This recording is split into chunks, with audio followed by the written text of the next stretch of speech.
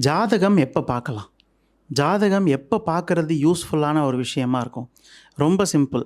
நீங்க வாழ்க்கையில ஒரு பெரிய ஸ்டெப் எடுத்து வைக்க போறீங்கன்னா, அப்ப ஜாதகம் பாருங்க. சி நீங்க நீங்க ஒரு லேண்ட் வச்சிருக்கீங்களா இருக்கலாம். ஆனா, அத எப்ப நீங்க கட்ட போறீங்களோ, அப்ப தான் அதுக்கான பிளான் போடுவீங்க.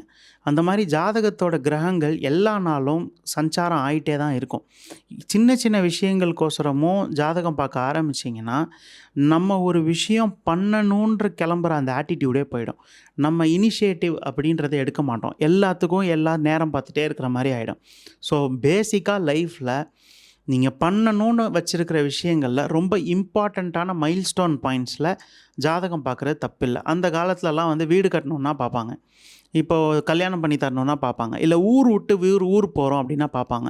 மாட்டு வண்டியில காசிக்கு போறாங்க அப்படின்னா பார்ப்பாங்க. ஸோ இந்த மாரி ஒரு ஒரு ஒரு கஷ்டமான ஒரு விஷயம் பண்ண போறோம். இல்ல ஒரு முக்கியமான மைல்ஸ்டோன் டார்கெட் போறோம்னா, அப்ப ஜாதகம் பார்ப்பாங்க. அந்த ஜாதகம் பார்க்கறது தான் பெஸ்ட் திங்.